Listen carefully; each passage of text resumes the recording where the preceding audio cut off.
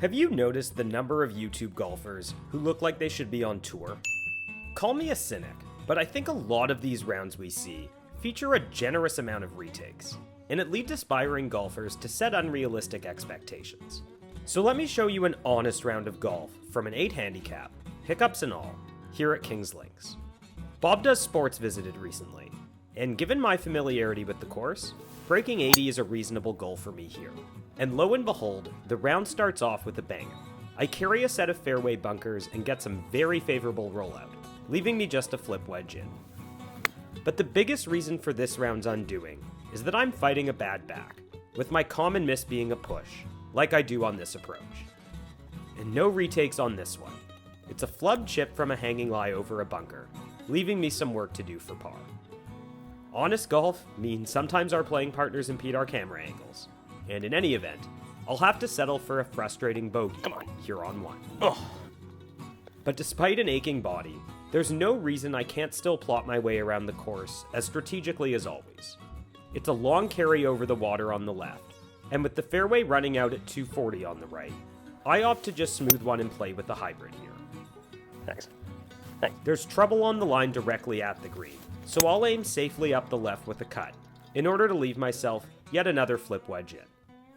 And just like I did on the first hole, I push this one. But this time, it gets a bit more love from the golf gods. Come on down. Come on. Come on. Yes.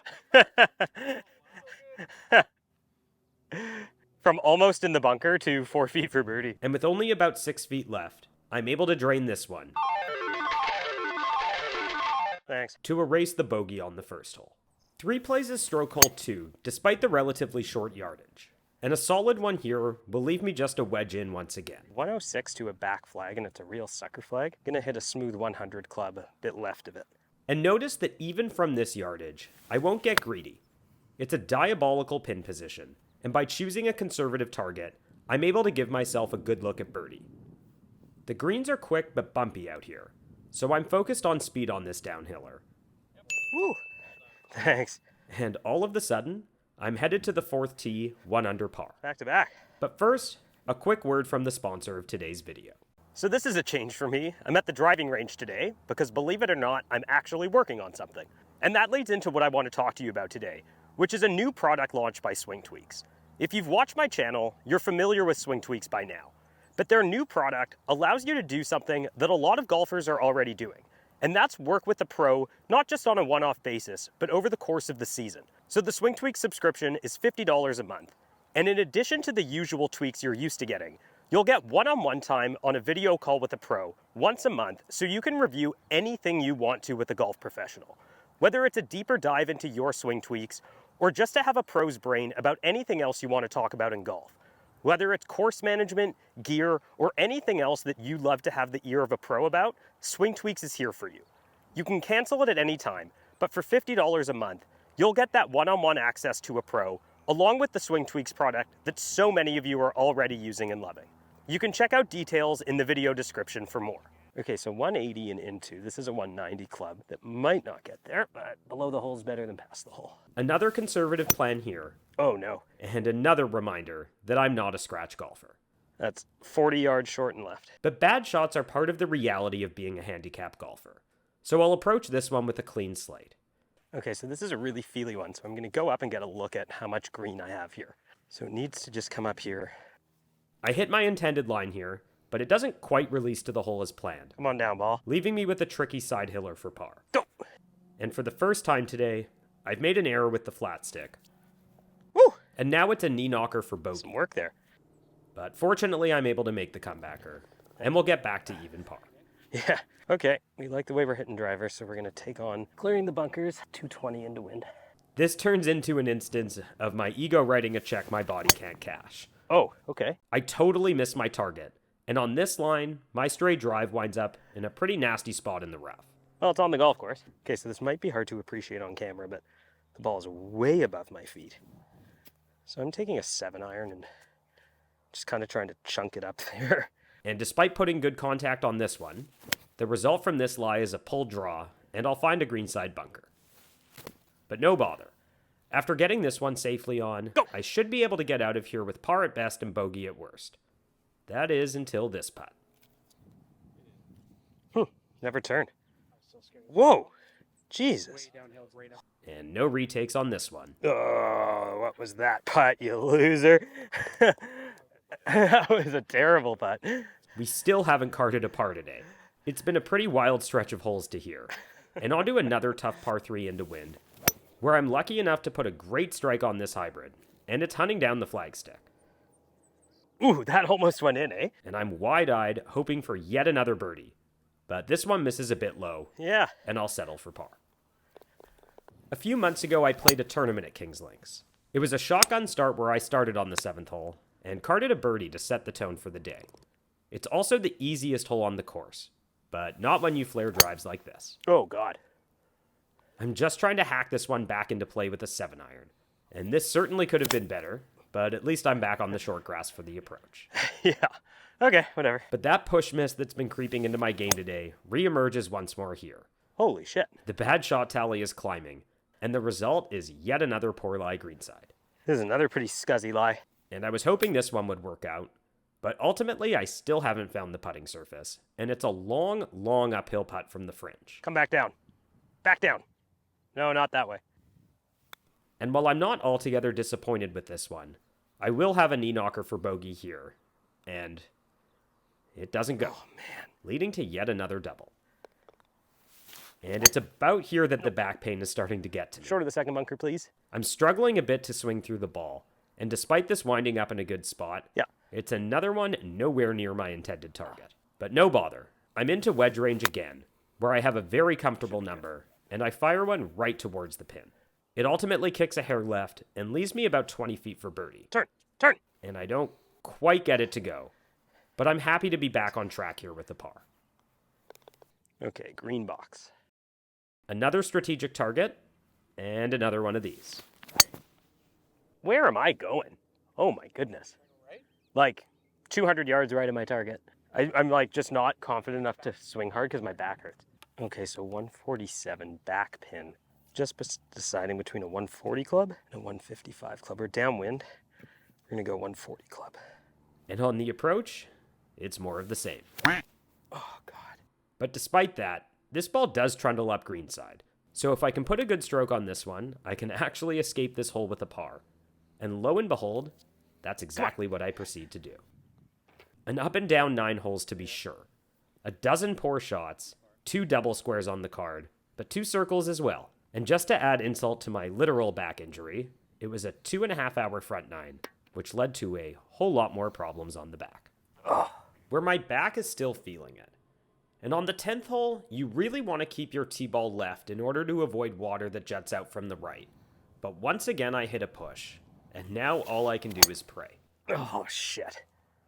Land soft somehow. Wow, it did. Ugh. That's a great break. Yeah. And on to the approach. I'm going to take a 3/4 swing because I'm hurting. That's not it. And neither is this. Yeah, I'm in too much pain. It's now a certified blow-up hole to be sure, but I'll stay in good spirits. The bunker effort is fine, and after this downhiller slides past the hole, I'm thinking I might have to call it a day here, but I decide to give it one more try on the tee of 11. My back's really been hurting the last few holes, so this is the last. I'm going to try to hit this ball normally, and if I can't, I'm going to head home. And I guess the golf gods wanted to ensure you saw this round, All right, I guess I got to keep playing now. because this is easily my best drive of the day. Yeah. It gets out there 250 into a stiff breeze. And on the next shot, despite being in the middle of the fairway, I'm on a pretty significant upslope, where even a decently struck 3-wood only goes about 170 into the wind. But fortunately, I do get into wedge range, where the swings are a little bit easier. And I figure the 92 yards here is playing closer to 100, so a full gap wedge for me. And wouldn't you know it, it's right on line. And I'd love to mitigate some of the damage caused by the last hole by draining this one, but it's not quite meant to be, and I'll settle for par. 12 is another tricky one. The farther right you play it, the shorter your number in, but that also brings water into play. But I'm terrified of having a mid or long iron in, so I commit to an aggressive line, and fortunately it works out just fine. 101. I'm gonna hit a pitching wedge instead of a gap wedge. Okay. And with the pain I'm battling through, I decide that for the rest of the day, I'm going to take extra clubs into greens and try to swing easy. And this time, it's the perfect plan. This ball actually skipped over the hole. Oh! And on to yet another good look at birdie. And wouldn't you know it, we get this one to go. It should be for me a smooth pitching wedge, but I'm just hurting too much. Like I said, 127 downwind should really be a pitching wedge for me, but I'm committed to my plan of taking more club. Should be good. But this time, it proves to be too much. Oh, that's way long. And now I'll have a terrifying flop shot from over the green. And sadly, I misjudge it. But despite it all, I'm staying in good spirits. Because some days, you don't get to play to your potential, but it's not worth spoiling a summer day in the sun playing golf. This tricky leg down the hill is no guaranteed two-putt, but fortunately the pace on it is good, and I'll get out of here with a bogey. We're still downwind here on 14, and with a couple of good strikes, getting home in 2 isn't out of the question, and we're off to a good start here. Okay, so 232. It's downwind. I gotta aim left because there's a bunker right on line with the flag at about 200, 210. But a push on this shot is going to leave me in a pretty nasty lie in some greenside fescue. I have to play long of the pin because any miss short will find a greenside bunker, and I'm happy to have a birdie putt after this one. Take that. And this is a putt I've faced so many times on this golf course that I know the line, but I put a bit too much pace on it. Oh! But I'm happy to get out of Dodge with a par. With a quad and 2 doubles on the card, I suppose I can't complain that I'm 8 over here on 15, but these last 4 holes are all tremendously difficult.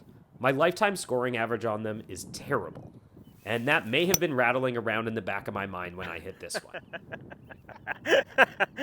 But at this point, all I can do is laugh. We'll do that again. I'll have to re-tee, and this one, I wasn't much better, to be honest. it winds up in a rock bed where I'll have to take an unplayable. And just like that, we've found another blow-up hole. The chip leaves me with a ton of work. I don't even know what I'm putting for at this point. All right, enough of this hole. And this is now a first for me this season. 2 quads in the same round. Oh well, on to 16.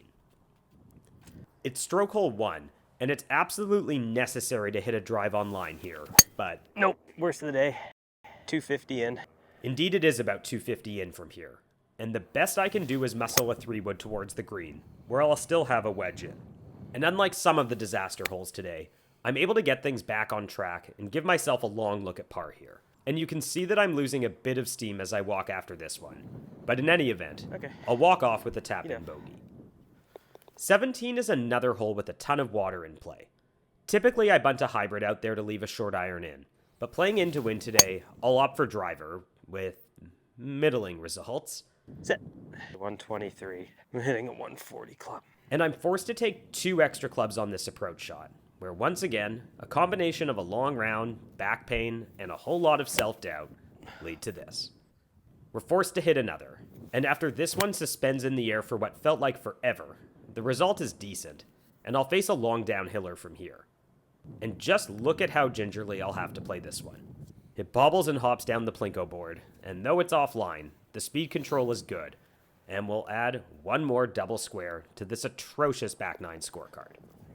And one final push fade off the tee on 18 means that right away I know this one's bound for the water hazard. Nope. But this is the reality of handicap golf. Some days you're a hero, some days you're a 0, and even more often, you taste a bit of both within the same round. But the approach here is good enough to keep me coming back for more, and even gives me a look at a par. But it's not quite enough, and I'll tap in for bogey. Like I mentioned, some days you're the van, and some days you're the roadkill. It was a disastrous back 9, but that's golf. And oddly enough, equitable stroke control adjusts my 2 quads down to doubles, and this will actually go into the computer as only a 10 differential. I know a lot of golfers would shy away from owning up to a round like this, but for me, it makes those low scores all the more enjoyable. And I hope you'll stick around to catch some of those soon.